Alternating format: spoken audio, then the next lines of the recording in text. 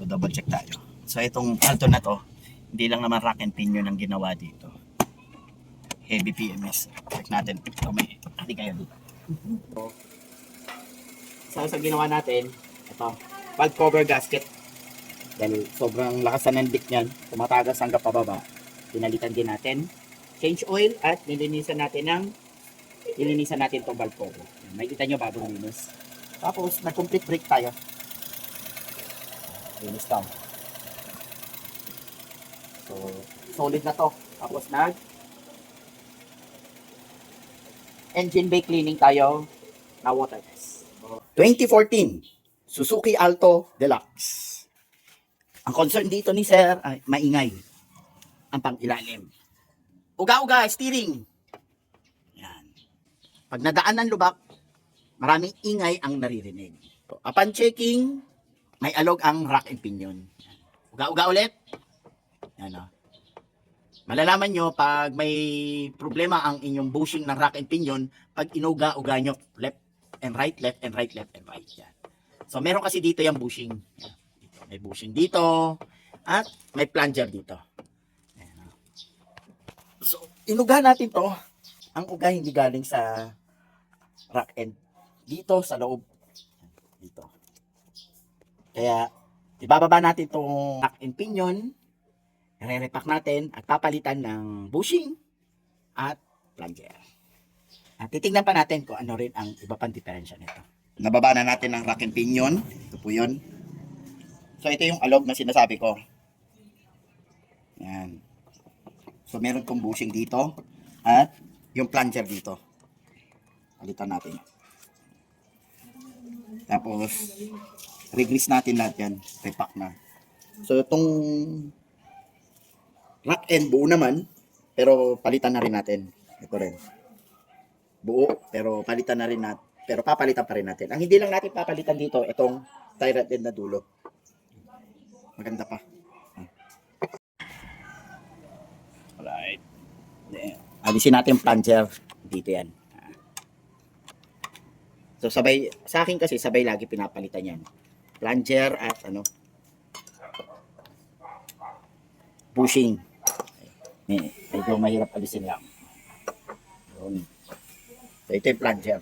Tingnan nyo. Yung lagyan nilang 25. Ito yung diskarte. So, tawag dyan diskarte. Pwede naman yan. Naman problema dyan. Para matulak yung plunger. Pero talagang, ito kasi, napupudpud. So, kailangan talaga ito palitan. Tapos, dahil naalisan natin to, mahugot natin itong pinion steering. Ito yung pinion steering. Ito yung pinakamahal dito. Ginto to. At, pwede na natin hugutin ng rack steering. Ito yung rack steering. So, ito yung i-grease natin. Mamaya, ihain natin yan at i-re-grease. Bawasan natin yung kalakalawang sa loob. Napasukan to ng tubig. Tapos, dito natin makikita yung bushing. Okay natin yung palabas. So, kailangan itama nyo lang sa bushing para hindi magasgasan yung housing.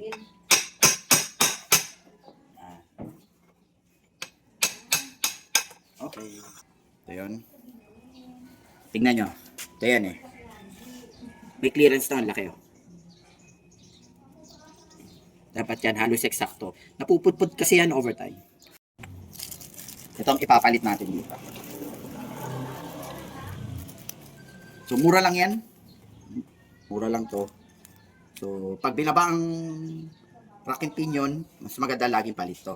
At re-grease. Yan, makikita mo to. Iba na yung tsura. Pusalsal na. Ito mababa na rin. Napasukan to ng tubig kaya kinalawang loob. At walang grasa. Nalinisan na natin. Ayun, lagyan natin lahat ng grasa sa loob. Dito natin papasok yan. So may lock yan kasi. 3.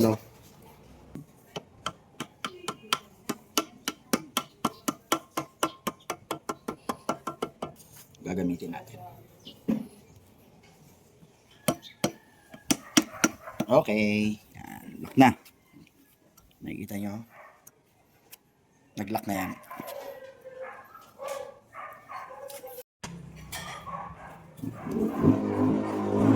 Papasok na natin.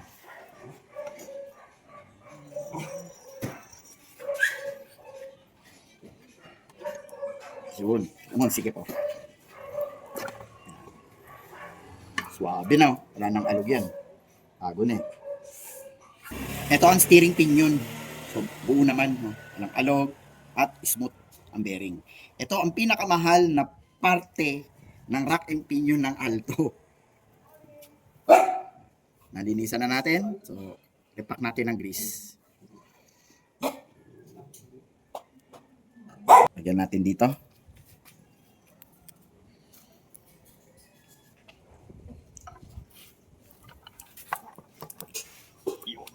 Okay. Dito, konting grasa lang yan. Ito na yung plunger. Pasok na natin. Dapat pa ganito po yan. Ang trabaho niyan, ito. Niipit. Ayan.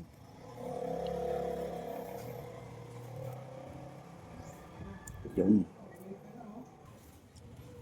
So, ito, ina-adjust. Upon test drive, doon ako nag-a-adjust.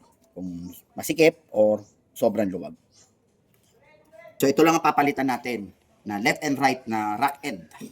So, SGP pa rin tayo. Lagi tayong urig dito. Napansin ko dito, wala na yung washer lock. Dapat to may lock eh. Pag nilagay mo to, yan. Tapos ilalak mo. Pero ngayon babalik natin wala kasi wala tayong stock. Pero re-recommend natin na kailangan malagyan to. So, kailangan maigpitan natin to na maayos. Sa kabilaan yan.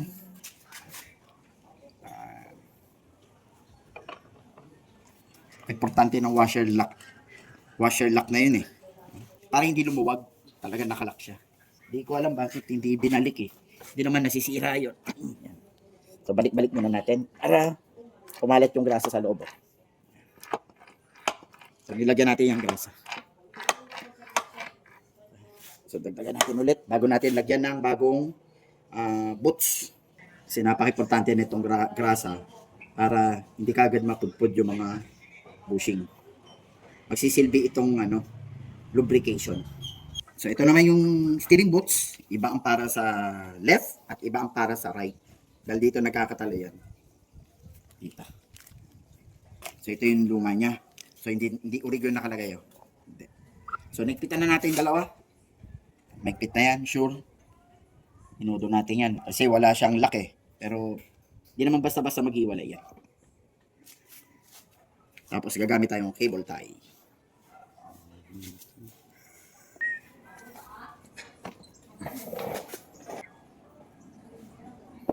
Okay. Kinakalat natin yung grasa sa loob.